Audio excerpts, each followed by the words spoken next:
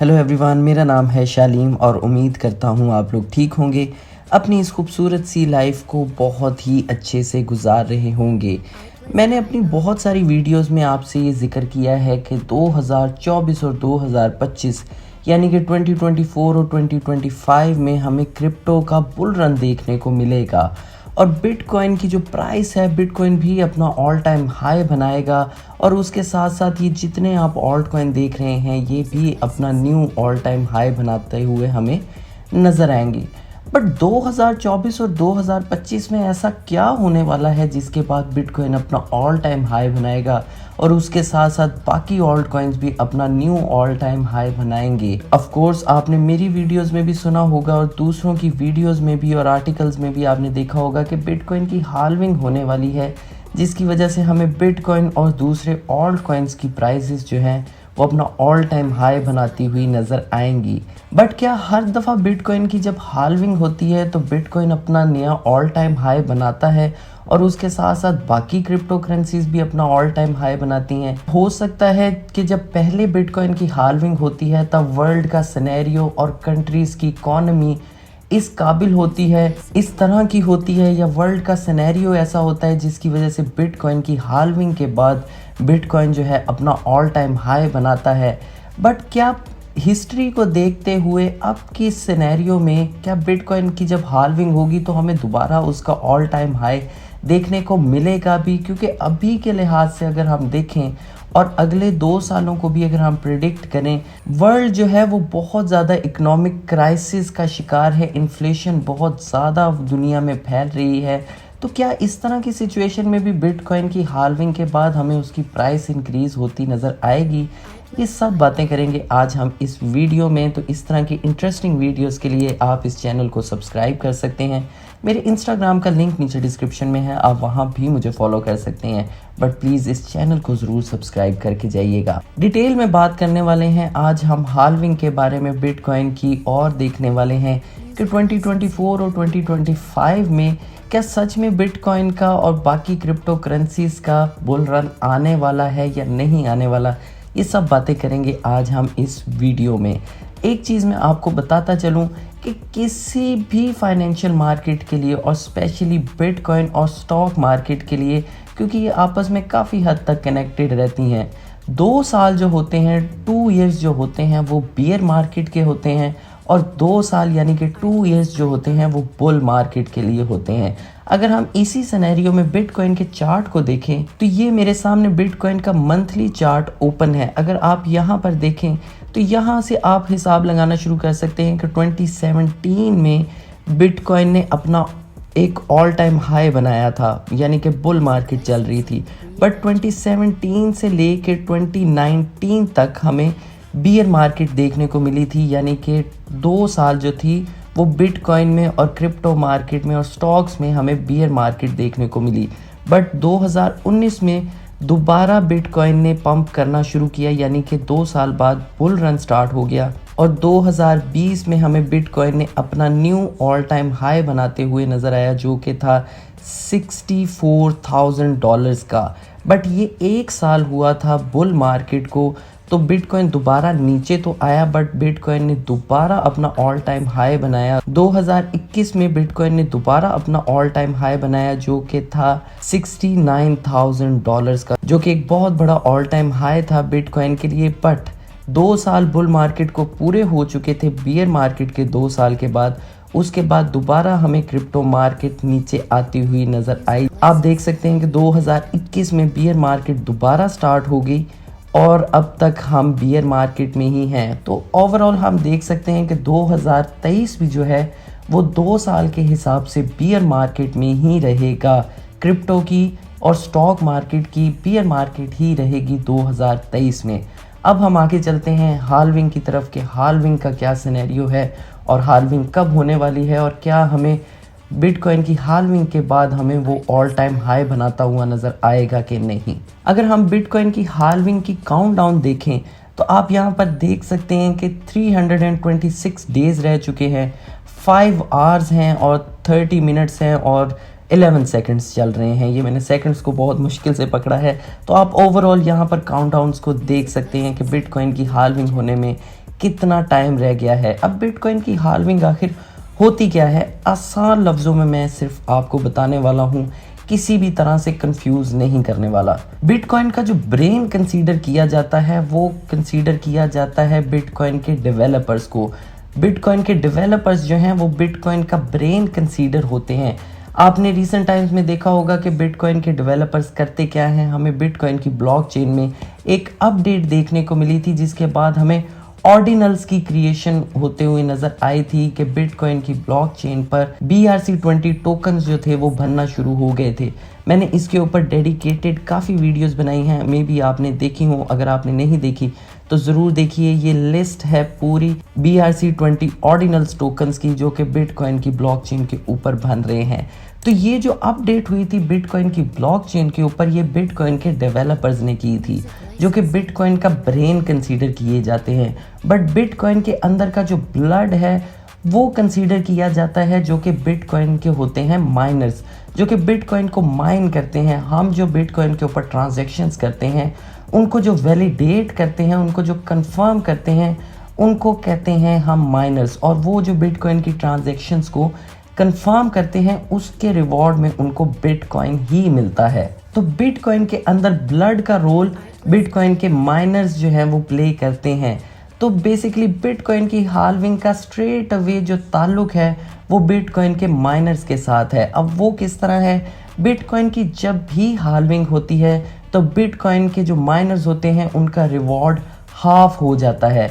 अब सुनने में आपको और मुझे और दूसरे किसी इंसान को ये बहुत बुरा लगेगा कि बिटकॉइन के जो माइनर्स हैं जो कि ब्लड का रोल प्ले कर रहे हैं बिटकॉइन में, उनका रिवॉर्ड हाफ हो जाता है। और ये तो एक बहुत अपसेट बात है, एक बहुत दुखी बात है बिटकॉइन माइनर्स के लिए कि उनका रिवॉर्ड हाफ हो जाता है। और इससे तो प्राइस बल्कि डाउन आनी चाहिए कि बिटकॉइन के माइनर्स जो हैं वो रिवॉर्ड कम होने की वजह से बाकी क्रिप्टोज को माइन करेंगे, बिटकॉइन को माइन नहीं करेंगे। बट ऐसा नहीं है। बेशक बिटकॉइन का रिवॉर्ड हाफ हो जाता है बट बिटकॉइन की प्राइस इतनी ज़्यादा इंक्रीज़ हो जाती है कि उनका हाफ रिवॉर्ड भी पिछले रिवॉर्ड से कई गुना ज़्यादा होता है। यानी कि बिटकॉइन की प्राइस बहुत इंक्रीज़ हो रही होती है जिसकी वजह से उसकी डिमांड बहुत ज़्यादा हो जाती है और रिवॉर्ड हाफ होने की वजह से बिटकॉइन की सप्लाई जो है वो मार्केट में कम आती है। इस वजह से बिटकॉइन जो है वो टोटली डिमांड और सप्लाई के ऊपर चलता है।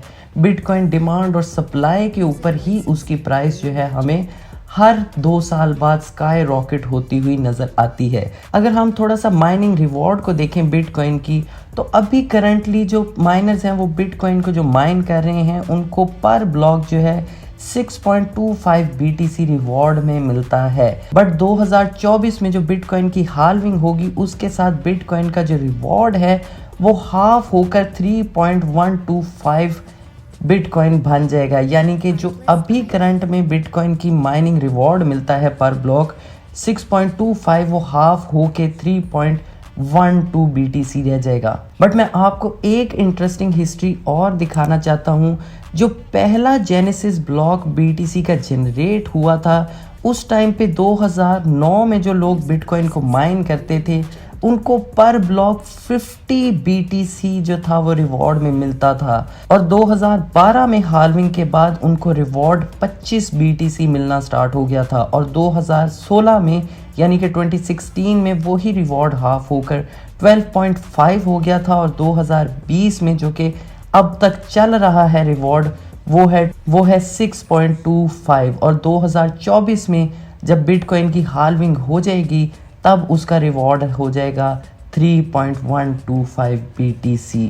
लेकिन मैंने आपको ऑलरेडी बता दिया है कि बिटकॉइन डिमांड और सप्लाई के ऊपर चलता है और बिटकॉइन की डिमांड बहुत ज़्यादा है, सप्लाई बहुत कम है, इसलिए रिवॉर्ड हाफ भी हो जाएगा।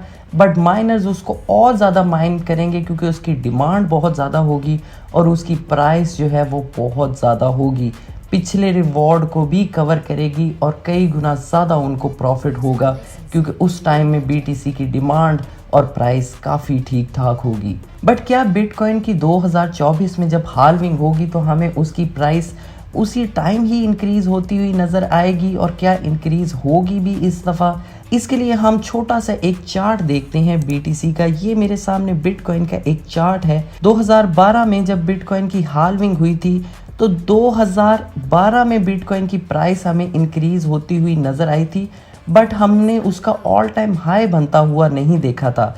तो बिटकॉइन की हाल्विंग 2012 में हुई थी और बिटकॉइन ने अपना ऑल टाइम हाई बनाया था 2013 के मिड में। उसके बाद जो हमने नेक्स्ट बिटकॉइन की हाल्विंग होते हुए देखी थी, वो हमने देखी थी तकरीबन 2016 में। 2016 में बिटकॉइन की हाल्विंग हुई थी और हमने उसका ऑल टाइम हाई बनते हुए देखा था। 2017 में बिटकॉइन ने अपना दोबारा ऑल टाइम हाई बनाया था। उसके बाद नेक्स्ट जो हमने बिटकॉइन की हाल्विंग देखी थी 2020 में, उसके बाद जो उसने अपना ऑल टाइम हाई बनाया था वो मैंने आपको स्टार्टिंग में ही दिखा दिया था कि 2021 में बिटकॉइन ने अपना ऑल टाइम हाई बनाया था, जो कि था $69,000 का, जो कि बहुत ही अमेजिंग था मेरे लिए और बाकी क्रिप्टो इंडस्ट्री में होने वाले लोगों के लिए। तो ये कुछ बिटकॉइन की हाल्विंग से रिलेटेड चीज़ें थी, बट इससे भी अभी तक कंफर्म नहीं हुआ कि जो अभी का सिनेरियो चल रहा है उसमें बिटकॉइन की हाल्विंग से दोबारा हमें बिटकॉइन अपना ऑल टाइम हाई टच करता हुआ नज़र आएगा या नहीं। लेकिन एक चीज़ मैं आपको और इंटरेस्टिंग बताता चलूँ कि सिर्फ बिटकॉइन की हाल्विंग ही नहीं होती, बिटकॉइन की फैमिली में और जो क्रिप्टो प्रोजेक्ट है उनकी भी हाल्विंग होती है। तो आप यहाँ पर देख सकते हैं कि लाइट कॉइन की हाल्विंग होने वाली है, जिसमें 69 डेज 23 आवर्स जो हैं वो बाकी रह चुके हैं लाइट कॉइन की हाल्विंग में। इससे रिलेटेड भी मैंने वीडियो बनाई है, अगर आपने नहीं देखी तो आप इसको ज़रूर देखिए। इस लाइट कॉइन की वीडियो को, बहुत ही इंटरेस्टिंग वीडियो है अगर आप लाइट कॉइन के पोटेंशियल और उसकी हाल्विंग से रिलेटेड इंफॉर्मेशन जानना चाहते हैं तो लाइट कॉइन की भी हाल्विंग होती है। उसके अलावा हमें बिटकॉइन कैश की भी हाल्विंग देखने को मिलती है, जिसमें 324 डेज बाकी रह गए हैं और 4 आवर्स भी हैं। उसके अलावा बिटकॉइन एसवी की भी हमें माइनिंग देखने को मिलती है, जो कि 332 डेज के बाद होने वाली है। तो आप यहाँ पर देख सकते हैं कि बिटकॉइन कैश और बिटकॉइन एसवी की जो माइनिंग है वो तकरीबन साथ साथ ही होने वाली है। ऑलमोस्ट कुछ दिनों का ही फ़र्क है इनकी हाल्विंग में। उसके अलावा अगर हम हिस्ट्री में देखें तो पास्ट हिस्ट्री में भी हमें बहुत सारे इवेंट्स नज़र आते हैं। फ्लक्स की हाल्विंग हुई है, जो कि हुई है 4 फरवरी 2023 को। उसके अलावा रेवन कॉइन की हाल्विंग हुई है, वो हुई थी 10 जनवरी 2022 को। उसके अलावा डैश कॉइन बहुत फेमस है, उसकी भी हाल्विंग हुई थी 27 मई 2022 को। इस तरह जो प्रूफ ऑफ वर्क के ऊपर क्रिप्टो करेंसीज काम करती हैं, जी कैश का भी आपने नाम सुना होगा, उसकी भी हाल्विंग हुई थी 17 नवंबर 2022 को। तो बिटकॉइन के साथ साथ और भी जो प्रूफ ऑफ वर्क के ऊपर काम करने वाले क्रिप्टो प्रोजेक्ट हैं उनकी भी हाल्विंग होती है। बट मैंने आपको लाइट कॉइन की वीडियो में बहुत इंफॉर्मेटिव बात बताई थी कि जिन क्रिप्टो करेंसीज की हाल्विंग होती है, ज़रूरी नहीं है कि उनकी प्राइस जो है उनकी हाल्विंग के साथ बढ़े भी। तो इस वीडियो को ज़रूर देखिएगा, आपको पता चलेगा कि क्या लाइट कॉइन की प्राइस जो है वो लाइट कॉइन की हाल्विंग के साथ बढ़ने वाली है या नहीं बढ़ने वाली। बहुत इंटरेस्टिंग वीडियो है, इसको देखिएगा ज़रूर। अब कुछ बात करते हैं कि बिटकॉइन की हाल्विंग के बाद उसकी प्राइस बढ़ने वाली है या नहीं बढ़ने वाली।